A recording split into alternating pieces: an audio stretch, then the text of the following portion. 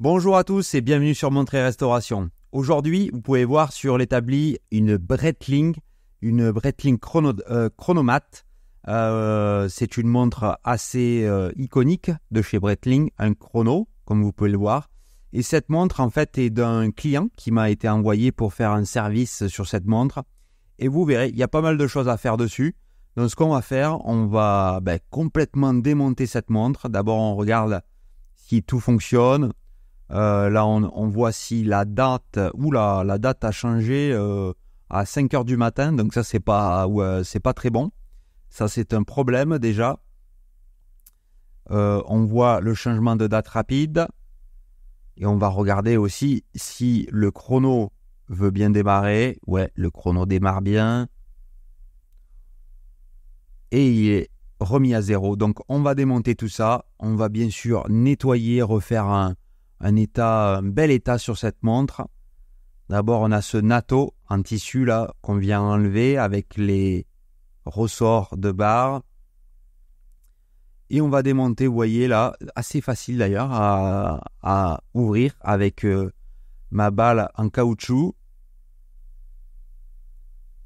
Et à l'intérieur, on a un calibre, mais avec beaucoup de jeu là sur le rotor, ça c'est pas bon, et on voit l'amplitude 243 sur le timegrapher qui est quand même très basse, à l'habiteur parfait, et la montre qui perd plus de 50 secondes par jour. Donc oui, il y a vraiment besoin de faire un service sur cette montre. Et on revoit ici, regardez le jeu, les billes là du roulement qui sont complètement usées, qui sont devenues forcément plus petites. Et là, il y a énorme, j'ai jamais vu autant de jeux. Donc cette personne a utilisé cette montre pas mal et n'a pas fait de révision sur cette montre parce que là, c'est vraiment très usé. Donc, on va démonter le reste. On va voir si on a d'autres problèmes sur cette montre. On peut le voir, là, on va enlever, voilà, ici, la tige de remontoir. Et on devrait pouvoir enlever le calibre avec le cadran à l'intérieur. Parfait. Le cadran est en super bêta, avec cette couleur bordeaux, ces aiguilles or avec le logo Breitling aussi sur l'aiguille des secondes. Voilà, qu'on vient enlever ici. Et on va mettre tout ça dans cette petite boîte pour pas les perdre et pour pas les abîmer surtout. On va venir enlever, là vous voyez, manuellement avec cette paire là de levier où on vient enlever les aiguilles du chrono. Voilà. Et l'étape d'après, ça va être d'enlever le cadran. Donc vous voyez ces crochets qui viennent maintenir le cadran en position. On vient les déverrouiller. Et on va enlever ce cadran magnifique ici, dans la petite boîte. Voilà, parfait. Donc là, on est sur un calibre que vous allez reconnaître. Vous connaissez déjà, on est sur du Valjoux 7750. Donc on vient enlever d'abord, vous voyez, tous les ressorts ici pour le système de date. D'ailleurs, petite pièce qui a sauté là, mais qui est là, voilà, qui n'est pas allé très loin. Et là, on vient enlever les ressorts ici pour le saut de date. Voilà, le disque de date. Et on va continuer à démonter côté cadran. Donc là, on est sur le côté cadran. On a le changement de date rapide. On a vu qu'on a essayé tout à l'heure. Et dessous, on commence à voir les parties du chrono. Donc ça, c'est la roue des heures pour le chrono. Et ici, on a tout le système de date. Voilà, et on enlève toutes les pièces ici pour le chrono et le système de date. Vous voyez, même cette pièce-là est en plastique. C'est assez rare, mais il y en a dans quelques calibres. Voilà, il y a des pièces. On a cette roue aussi qui est montée en friction. Donc on vient enlever. Et voilà, là on passe côté balancier où on vient enlever ce gros ressort, là, enfin ce bras ici qui est très fort. Donc sur le système automatique ici aussi qu'on vient utiliser. Et pour pas l'abîmer, vous voyez, je viens utiliser, voilà, pour glisser pour pas abîmer, parce qu'on a vu qu'il y a déjà quelqu'un qui l'a déjà démonté, qui a fait une petite rayure dessus.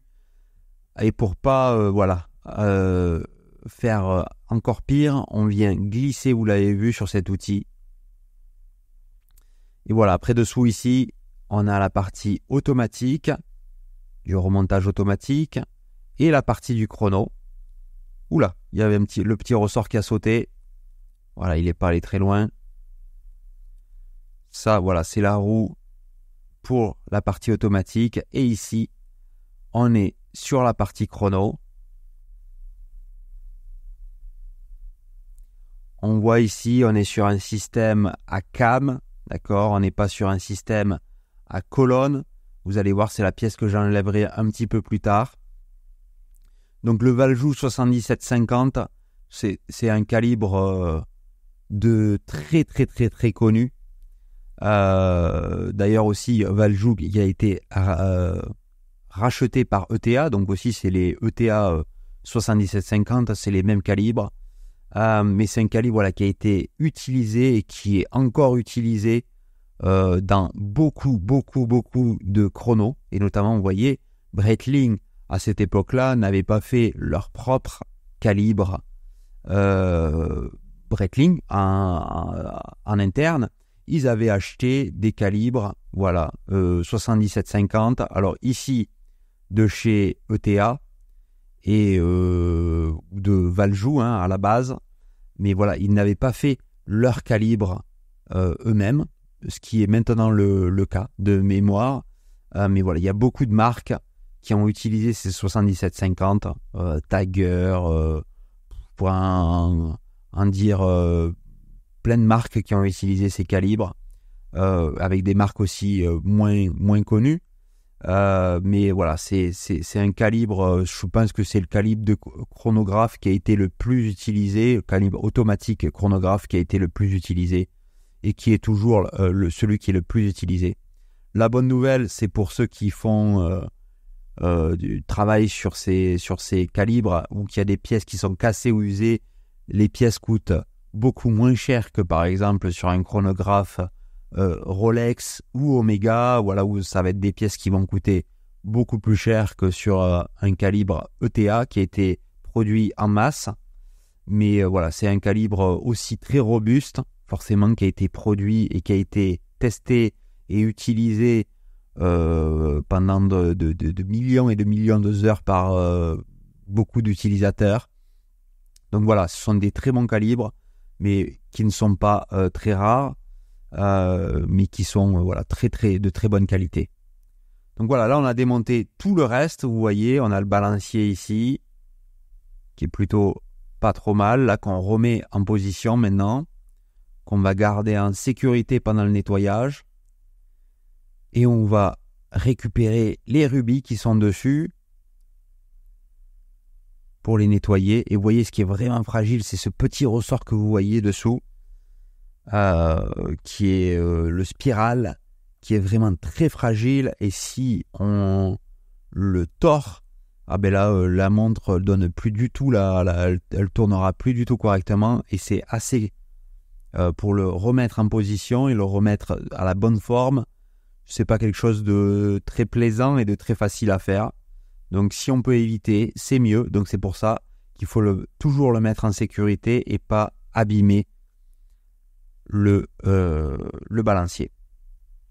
Là on est côté cadran, on continue à démonter les pièces. Ici vous voyez, ça c'est toutes les pièces qui vont permettre, quand on va tirer sur la couronne pour faire le réglage de l'heure, le saut de la date et le remontage manuel, si on veut remonter cette montre manuellement. Donc voilà, on enlève toutes les pièces ici. Et on va démonter ici le barillet. Donc vous voyez le barillet qui est ouvert en deux au milieu. Donc là, j'utilise une lame de couteau très tranchante pour venir ouvrir en deux le barillet. Et on voit son ressort à l'intérieur. Donc là, on a l'arbre du barillet qu'on vient remonter. Et on a le ressort. Voilà, qu'on vient enlever, si on veut, qu'on vient démonter. Et là, maintenant, on va mettre toutes ces pièces dans des petits paniers qui vont partir dans une machine pour nettoyer chaque pièce et enlever toutes les impuretés, la graisse, les huiles qu'il peut y avoir qui ont été faites quand le mécanisme est remonté, a été monté ou lors d'un service. Donc là, on va tout nettoyer. Donc vous voyez, on a mis toutes ces petites pièces par famille. On a gardé ça, les familles ensemble. Et là, on va mettre ça dans la machine à nettoyer. Donc on va d'abord démarrer dans une solution de nettoyage. Ensuite, on va faire 2 rinçages. Et on va finir en séchant les pièces après les 2 rinçages pour que les pièces soient propres et sèches. Donc si vous n'êtes pas encore abonné à la chaîne, je vous conseille de vous abonner. Comme ça, vous recevrez aussi les notifications si vous cliquez sur la petite cloche dès que je mets une vidéo. Et si vous aimez la vidéo, aussi cliquez sur le petit pouce bleu. Ça va m'aider à faire grandir la chaîne et à partager notre passion sur YouTube, sur les montres et sur la restauration de montres. Donc merci d'avance sur votre partage. Là, je vais démonter, vous voyez, le boîtier. Donc on a tous les petits poussoirs là pour la partie chrono. On vient démonter tout ça, vous voyez les ressorts qui sont à l'intérieur. Faire la même chose de l'autre côté. On vient dévisser, vous voyez, à l'intérieur là du boîtier. Voilà, on vient récupérer le ressort qui est à l'intérieur. Pareil, on va démonter, vous voyez, cette lunette qui est sur le dessus, là, qui tourne, hein, c'est une lunette tournante. Voilà, et on vient ouvrir cela. Et là, on va tout nettoyer parce que vous voyez, à l'intérieur, c'est quand même un peu sale.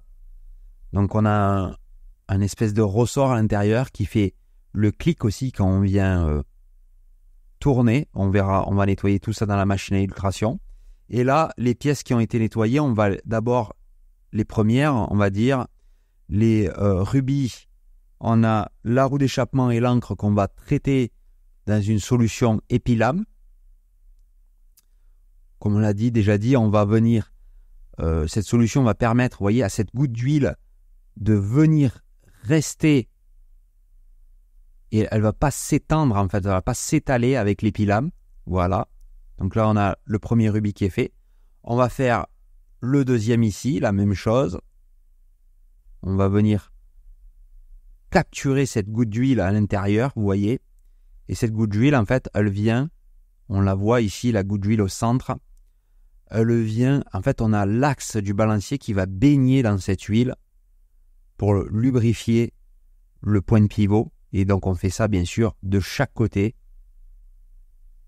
Et on revient refermer ce ressort par-dessus. Voilà, parfait. Et là, on voit que le balancier, il tourne bien. On met un petit peu d'air dessous pour voir si tout fonctionne. Et là, j'ai vu que le ressort n'était pas particulièrement plat. Donc, je viens ajuster pour que le spiral soit parfaitement plat. Parce que sinon, on perd de la puissance et de la précision à la montre. Et là, ce qu'on va faire maintenant, on va remonter le ressort. On a vu que le ressort était plutôt en bon état. Donc, je viens remonter le ressort du barillet. Vous voyez, j'utilise ce système ici, là. On vient en fait le réembobiner, si on veut. Et donc, c'est un ressort pour automatique. Donc, on va voir une forme de V ou Y à la fin. Voilà, ici, qui vient rentrer à l'intérieur. Voilà, parfait. Donc là, on va venir enlever cette petite manivelle là qui est sur le dessus. Et à l'intérieur, on va retrouver notre ressort qui est rembobiné et prêt à être remonté à l'intérieur du barillet. Donc avant de le mettre à l'intérieur, on va mettre, vous voyez, de la graisse sur les bords du barillet. Parce qu'en fait, un système automatique, on n'arrête jamais. Et là, vous voyez, on vient le remettre en position. Le ressort va toujours s'enrouler. Et au bout d'un moment, il va glisser sur les flancs. Donc c'est pour ça qu'on a mis de la graisse sur les flancs. Et là, on met une autre graisse sur le dessus pour rajouter pour réduire la friction. Et là, vous voyez, j'ai mis aussi de l'huile sur le point pivot là, de l'axe du barillet. Et on va venir fermer. Voilà, on l'a fermé en position. Ok, donc maintenant on va continuer à remonter les pièces sur ce calibre. Donc là, vous voyez, je mets de la graisse sur cette partie-là. Je viens mettre aussi les roues ici. Voilà, où je viens mettre ici, on va aligner, voilà, la partie où on a qui active en fait quand on tire dessus toute la couronne. On voit ici la bascule, aussi qu'on vient graisser. Ici, on a cette pièce qui sert de ressort. En fait, vous allez voir, quand on va mettre la vis ici, on va pouvoir mettre le ressort en position. On vient enlever toute la graisse qui est en trop là-dessus. On a encore un point ici et on revient remettre ce ressort en position. Et voilà, on va mettre toutes les roues ici du système. Ici, on a le renvoi qui va être mis en position avec une roue, vous voyez, il y a comme une rainure entre les deux roues. Et voilà, là, on va sécuriser avec les vis.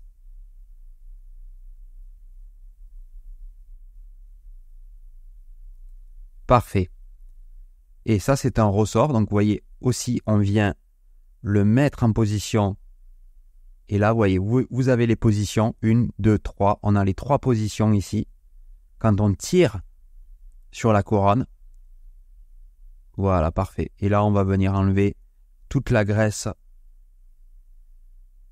qui est en trop. Et donc là, on est passé maintenant côté balancier. On va remonter donc la partie balancier avec, vous voyez, le train de roue ici, le barillet qu'on a déjà remonté avec le ressort à l'intérieur.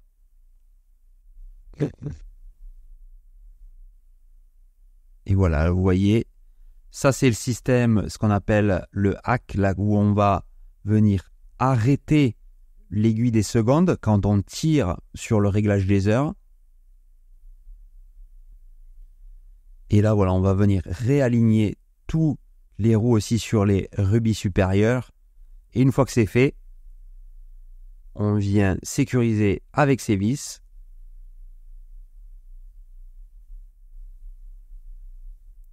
Voilà. Et là, maintenant, on va pouvoir remonter. Donc, en fait, un chrono, c'est un petit peu comme millefeuille, si on veut.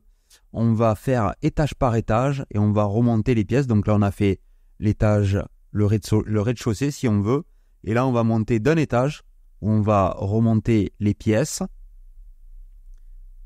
Donc ici, on a la roue, si on veut, de couronne. Ici, on va mettre la roue de rocher avec la vis au centre ici. Voilà, et on voit là. Là, on va pouvoir mettre l'ancre en position.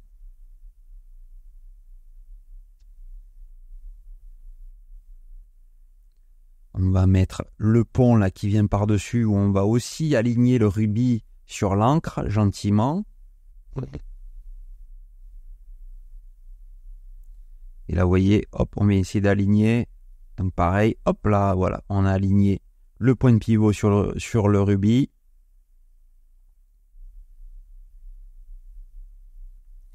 Parfait. Et là maintenant, on va remettre le balancier en position. Gentiment, on va venir, pareil, réaligner les points de pivot sur les rubis. Vous vous souvenez où on a mis les gouttes d'huile sur ces rubis. Et on va venir gentiment le mettre en position. Là, voilà, il faut être très patient. Voilà, parfait. Et là, on voit le calibre qui démarre, le balancier qui balance, d'où son nom. Et on va venir huiler tous les rubis, tous les points de pivot, différents types d'huile, différentes viscosités d'huile, en fonction de ce qu'on doit mettre. Et bien sûr, on fait ça des deux côtés, hein. Et donc là, on a, si on veut, un système basique qui tient l'heure. Voilà, on a l'heure. Et pour faire, comme on l'a dit, la couronne, si on veut. Et là, maintenant, on va rajouter les complications. Donc, c'est-à-dire d'abord le système de cam. Donc ça, c'est la cam du chronographe. C'est un petit peu le cerveau, si on veut, du chronographe. Quand on va appuyer sur les boutons, ça va faire démarrer, arrêter et faire un reset du chronographe. Et c'est ce qui va faire bouger toutes les pièces du chronographe là où elles doivent ou au moment où elles doivent quand on appuie sur les boutons et les différentes fonctionnalités du chrono. Donc là, on continue, voilà, à faire remonter la partie chrono qui est quand même assez simple sur ce chronographe. Et d'ailleurs, c'est pour ça que ce chrono a été utilisé en grande partie, hein. Il est assez simple à démonter, assez simple à faire un service dessus. Et voilà, il y a moins de pièces pour un chrono automatique avec date. Il y a beaucoup moins de pièces que certains autres chronos, avec des pièces aussi en plastique, hein, comme on l'a vu, il y en a encore une là. Donc voilà, c'est aussi moins cher qu'un chrono que vous pouvez voir peut-être chez Zenith ou Omega, Rolex. C'est pas du tout la même qualité, si on veut, de finition qu'on a sur ces chronos-là. On le voit aussi, hein, il n'y a pas de travail qui ont été faits sur les pièces, il n'y a pas de décoration qui ont été faites sur les pièces. C'est très basique, mais c'est très efficace. Donc là, voilà, on voit la cam avec son système qui fonctionne ici. Quand on appuie sur les boutons de poussoir. Parfait. Ici, oula, on a un pivot qui est cassé sur la partie automatique, sur le remontage automatique. Donc là, on va devoir commander une nouvelle pièce. Là, on a ici la roue aussi qui pour le chrono et qui sert aussi d'embrayage. Là, on a la roue du chrono, mais au centre, donc c'est-à-dire l'aiguille. Ah non, pardon, celle-là, c'est celle des minutes. C'est celle qui est sur le côté. Et après, on va voir celle qui est au centre, qui est pour la partie des secondes. Donc là, on est sur les minutes. Ici, vous voyez, je viens huiler ce qu'on appelle la cam en forme de cœur. C'est pour faire le 0, la partie 0 du chrono, donc que ce soit sur celle des secondes, celle des minutes et celle des heures qu'on montrera aussi plus tard. Ici, on a la partie embrayage, donc c'est-à-dire qu'il vient connecter le chrono pour qu'il démarre ou qu'il arrête. Donc là, voilà, on vient remonter les pièces ici.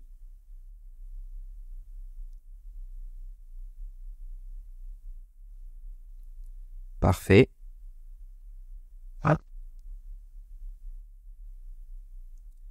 Là, on va remonter les pièces pour le système automatique.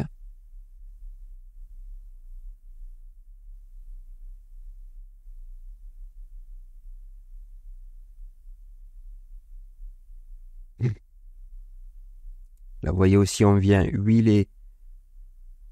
Tout ça, c'est ce qu'on appelle le marteau qui va venir taper sur les roues et faire la remise à zéro.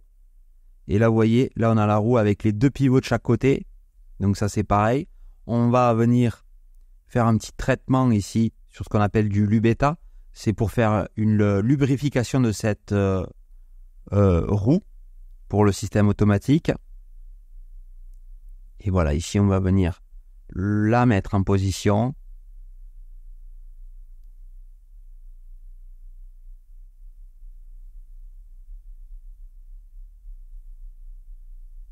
Voilà.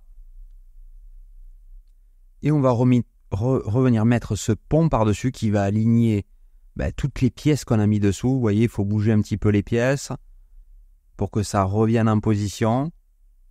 Et une fois que tout est en position, on va venir fermer tout ça avec les vis.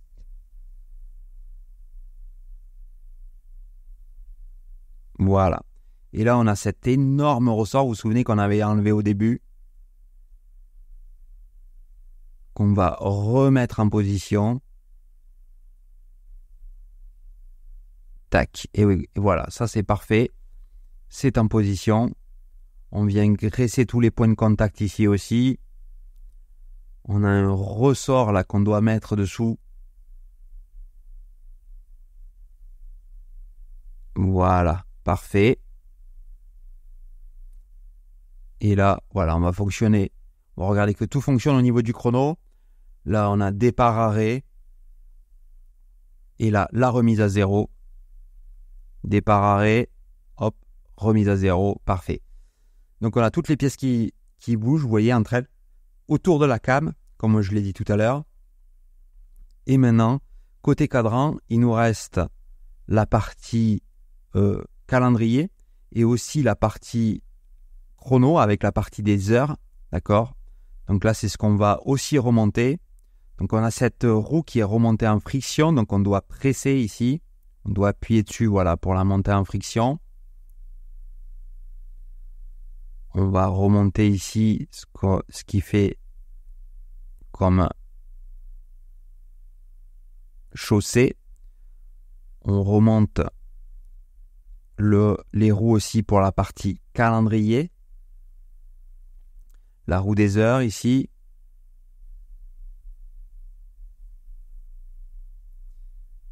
Et là, voilà, cette pièce-là, ça c'est la partie chrono, c'est la partie des heures pour le chrono. Donc on vient mettre en position. On vient aussi huiler la cam. Et comme sur les autres, toutes sur les autres cams, on a aussi forcément une partie qui va nous servir de marteau, c'est-à-dire pour faire la remise à zéro. C'est cette pièce-là. Et la partie frein aussi, quand on veut arrêter le chrono. Donc là, voilà, on vient mettre. Et là, on a la partie. Donc là, c'est cette partie en plastique qui sert de frein, qui va venir s'arrêter contre la roue quand on veut arrêter le chrono. On a ce ressort. Voilà. Et maintenant, on va remettre ce pont par-dessus, réaligner toutes les pièces qui sont dessous. Et on va, voilà, fixer tout cela en position.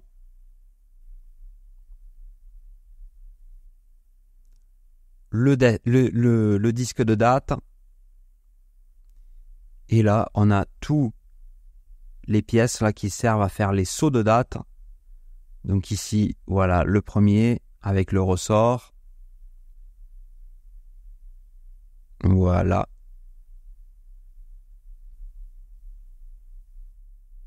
Et le second ici. Alors le second, là, il ne sert pas à grand-chose. C'est si on a le jour de la semaine. Aussi, on peut avoir le jour de la semaine sur ces calibres. Vous voyez, là, il n'y a pas l'option sur cette montre si on veut. Mais toutes les pièces sont là. Et là, on a le système de date rapide qu'on vient mettre en position.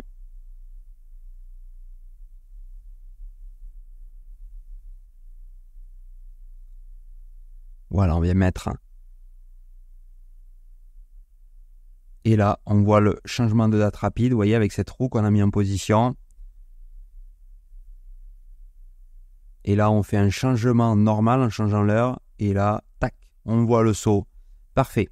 Donc ça fonctionne bien. On va pouvoir mettre le cadran où j'ai rien touché parce que le cadran, il est en excellente condition. On vient, voilà, le mettre ici.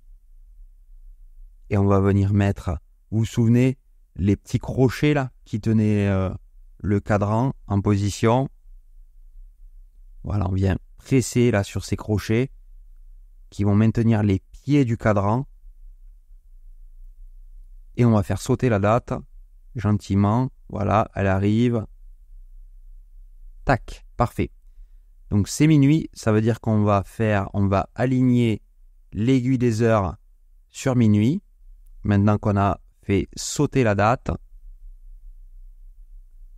voilà, on va presser, vous voyez, l'aiguille des heures en position. On va faire la même chose avec l'aiguille des minutes qu'on vient aligner.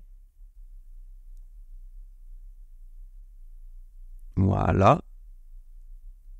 On va regarder quand est-ce que la date saute. J'aime bien, voilà, 10 minutes avant, 10 minutes après maximum. Voilà, c'est 1 minute avant minuit, donc c'est parfait. Et ça, c'est l'aiguille du chrono, donc l'aiguille de seconde du chrono qu'on va réaligner sur le 0, donc c'est-à-dire à 12 heures. Voilà, qu'on va venir réaligner en position. Gentiment, vous voyez le logo Breitling qui est magnifique sur cette aiguille des secondes. On va démarrer le chrono. On va l'arrêter et on va faire un reset pour voir si l'aiguille revient bien sur le 0. Parfait. Là, on a l'aiguille des secondes du temps, c'est-à-dire pas du chrono, mais du temps. Donc, qui tourne, en fait, celle-là, tout le temps. Sauf quand on tire, on a vu, il y a un hack sur le système, sauf quand on tire au réglage des heures, l'aiguille des secondes va s'arrêter. Là, on a l'aiguille des heures du chrono. Et ici, au-dessus, on a l'aiguille des minutes du chrono. Donc ça, pareil, qu'on doit réaligner sur le 0. Voilà, tout en haut. Parfait. Et là, on va presser ça en position. Et on va vérifier. Donc, on va laisser le chrono tourner un petit peu. Voir si tout fonctionne bien. Vous voyez les aiguilles des minutes qui sautent. On voit l'aiguille des heures qui bouge, mais très lentement, forcément. Et là, on va faire un 0. Tac. Et on a toutes les aiguilles qui redeviennent sur le 0. C'est parfait. Donc, on a nettoyé le boîtier. On va remonter tout ça. Donc, on a ici, vous voyez, une bague à l'intérieur. On a un verre que je vais venir presser en position.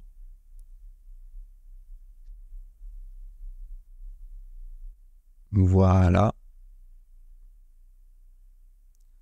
On a, vous vous souvenez, ce petit ressort là qui vient sur la bague. Allez, regardez, comme c'est beaucoup plus propre là. J'ai pas fait de polissage.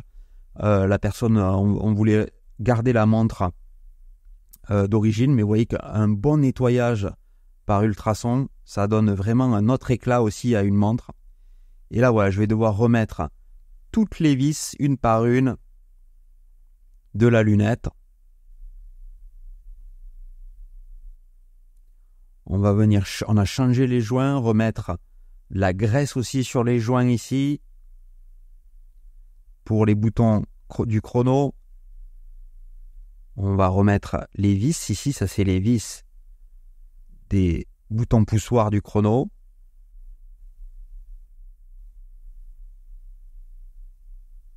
Voilà, on vient visser la vis ici. Faire la même chose de l'autre côté. Et voilà, on a le boîtier qui est propre. On remet ici le calibre à l'intérieur avec la tige de remontoir. On va essayer de réaligner tout ça. On va faire tourner. Et là, vous voyez, je viens appuyer ici. Hop, et on a remis. Et la couronne est vissée aussi sur ce calibre. On a 2 pièces ici, vous voyez, qui viennent aussi maintenir le calibre en position. Donc là, on vient visser ces 2 pièces.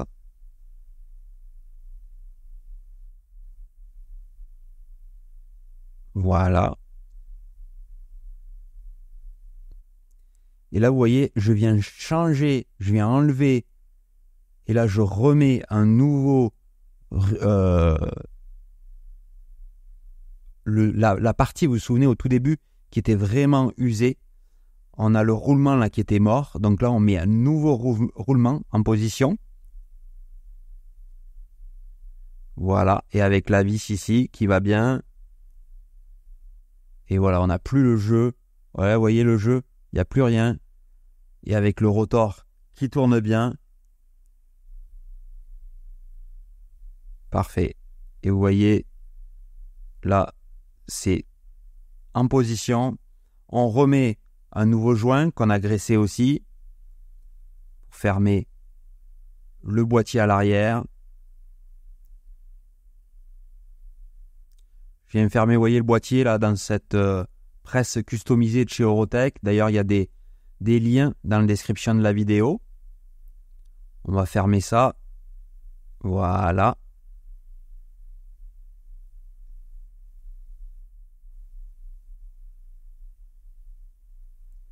Et juste pour vous dire que j'ai aussi mon propre site, il y a un lien en bas de la vidéo, dans la description de la vidéo sur mon site, où vous pouvez voir un petit peu sur ma chaîne. Je vends aussi des montres qui ont été restaurées par moi-même et certaines ont eu des vidéos sur YouTube. Et aussi, comme cette Breitling, si vous voulez envoyer votre montre pour faire un service dessus, faire une restauration sur votre montre, n'hésitez pas à me contacter et je serai ravi de travailler sur vos montres. Donc voilà, il y a le lien en description de la vidéo. Et voici le résultat. Vous voyez l'amplitude 320 sur ce calibre. Vous vous souvenez, c'était dans les 240. La montre qui gagne ou perd pratiquement 0 secondes par jour. Donc le résultat est parfait. Donc voilà, cette montre, on a un service qui est prêt pour 5 ou 10 ans. Voilà, et regardez ce magnifique résultat. Donc j'espère que vous avez aimé la vidéo et on se retrouve bientôt pour une prochaine vidéo. Au revoir.